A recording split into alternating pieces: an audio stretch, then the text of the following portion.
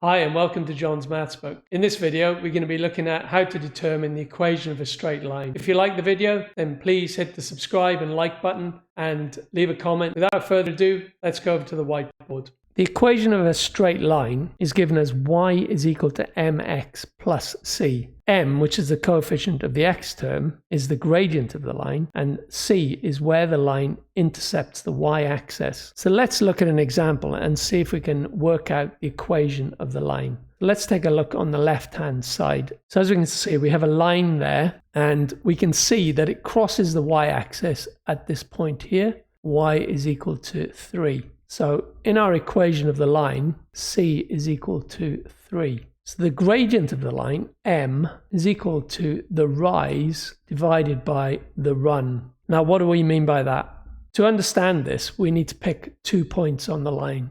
So let's pick this point here, call it point A, and this point here, let's call it point B. So we want to get from A to B. So to go from A to B, as you can see, the line increases. So we can draw a right angle triangle here. Now, as we can see, the rise, when we go from A to B, we go from y is equal to 0 to y is equal to 2. So the rise is 2. Now, the run of the line is this distance here. So it goes from minus 1.5 to minus 0.5. So that's a distance of 1. The run is equal to 1. So the gradient, the rise divided by the run, is equal to 2. So if we now plug these numbers into our equation y is equal to mx plus c, we can see that y is equal to m, the gradient, which is 2, multiplied by x, plus, where it cuts the y-axis, c equals 3. So y is equal to 2x plus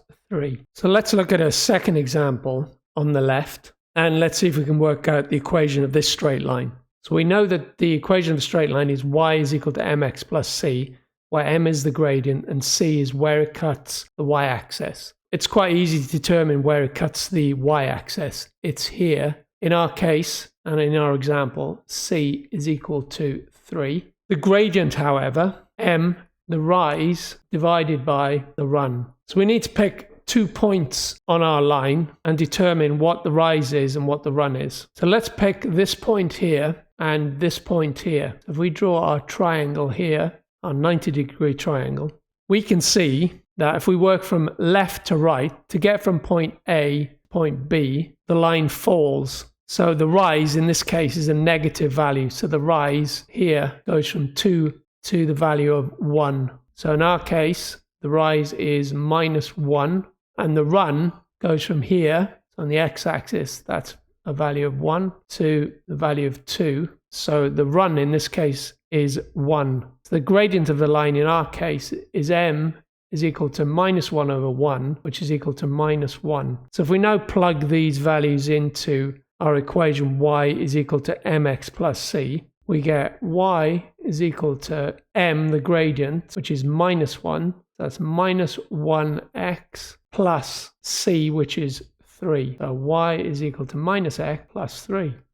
So a useful application of this is when we're driving along in our car or we're riding along on our bike and we come to a road sign which indicates that the road is going to go uphill at a gradient of 10%. So what does that mean? So 10% is 10 over 100 or 1 divided by 10. So the gradient, as we know, m, is the rise of the slope divided by the run. So we know that then it rises by 1 and the run is 10. So let's take a look at that on this example on the left. If we draw 2 points on the line, so let's call that point A and we'll call that point B, and we could draw a triangle with point C, give a right angle triangle. So the rise of the line is here and it goes from 3 to 4. So that's a rise of 1. And the run from A to C is here, and that is a value of 10. So as we can see, the gradient of the slope is then m is equal to 0.1. So when we see a gradient of 10%, that's what it means.